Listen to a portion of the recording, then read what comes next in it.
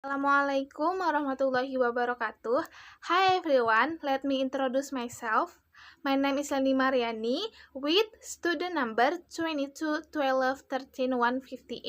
from class TBI 5E with subject ICT and English education. Here, I will explain the rules and benefit of ICT in education. Okay, here there is a table of content that I will explain, namely about the first is the rule of ICT in education, benefit of ICT in education, type of software, what application are used, the video, and the last is development of digital teaching materials. This is the role of ICT in education. ICT is one of the most important things in improving the quality of learning because ICT can support collaboration between teachers and students around the world by improving students' digital skills and making it possible to get more interesting and interactive lessons. Interesting ICT into learning can make education more inclusive, flexible, and in line with the needs of the times. This cannot be denied because ICT is able to access information and learning resources quickly. Then typing it yourself is also able to improve teaching and learning because it has been facilitated by technology regarding interactive learning through multimedia presentation, educational game simulation, and making learning more interesting. There is also distance education, where this allows students to access it from anywhere. There is also collaboration and communication that encourages collaboration between students and teachers through platforms such as Google Classroom and Zoom. Apart from that, it increases administrative efficiency, such as in school and university. Personalized learning, such as the help of data analysis and AI, because ICT itself offers a personalized learning experience by facing speed content. Then there is digital literacy, where the literacy has grown since advent of ICT, graffiti, and simulation. Uh, then there is also global exposure, where ICT has breaked the gap between students from various parts of the world. And the last one is regarding assessment and feedback, where it itself facilitates feedback in real-time assessment and is also able to provide direct insight into performance materials. Okay, the next is benefit of ICT in education. The first is improve access to education. Access to educational resources from anywhere and at any time, such as online learning platform and digital libraries, make education more accessible, especially for those in remote and underserved areas. The second is enhance learning experience, different learning style, making education more engaging. It is a traditional learning technique combining multimedia, simulation, and interactive content, which helps students better understand complex contents.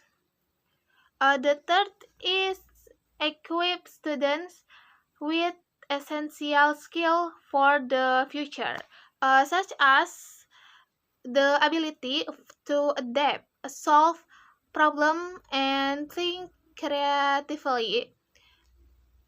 And the last is collaborative learning.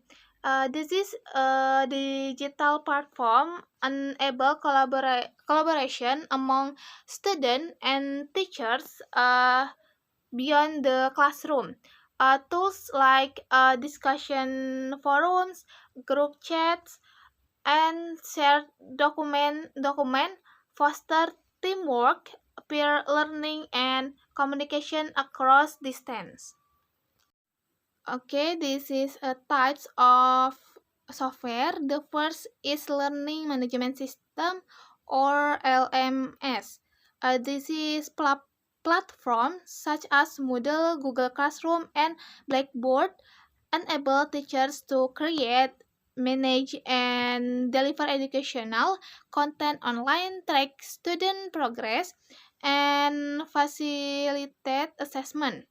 The second is presentation software, uh, like Microsoft PowerPoint, Google Slide, and Prezi are used to create visual presentation, essential for teaching, learning, and professional communication. The third is video conferencing tools, like Zoom, Microsoft Teams, and Google Meet are widely used for virtual classroom, meeting, and collaboration. The fourth is a screen reader, uh, like speech work access and non-visual desktop access, provide text to speech uh, functionality, helping usually impaired student. And the last is a learning platforms. Platforms such as Coursera, Udemy, and Khan Academy provide online course and learning resources for students of all age and levels. Okay, the next is application use. The first is Duolingo, an interactive app that offers English lesson using gamified exercises focused on reading, writing, listening, and speaking. The second is Elsa Speak, an app that focuses on improving pronunciation using AI to analyze speech and offer personalized feedback. The third is Kahoot. Teachers and learners can use Things gamified quiz platform to create interactive English learning activities, quizzes, and assessment. And the next is Grammarly, a writing assessment that helps learners correct grammar, pronunciation, and style mistakes in real time. It's useful for improving written English. The next is HelloTalk. It's a language exchange app designed to help users learn and practice new languages by connecting them with native speakers from around the world. Okay, this is video use of English learning application of Duolingo.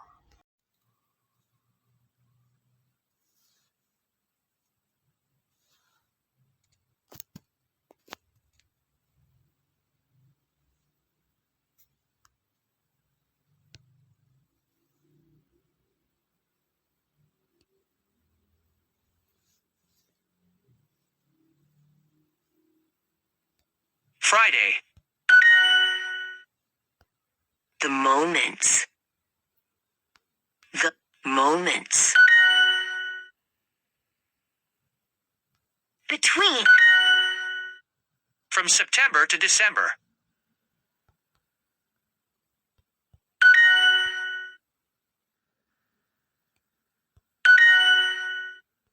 It is in September.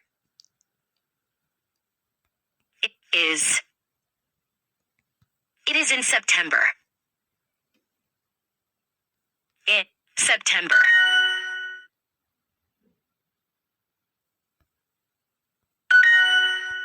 The dogs are by the apples.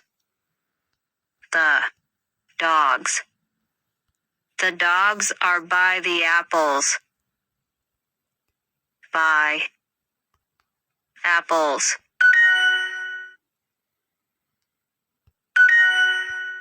I read a book in a week.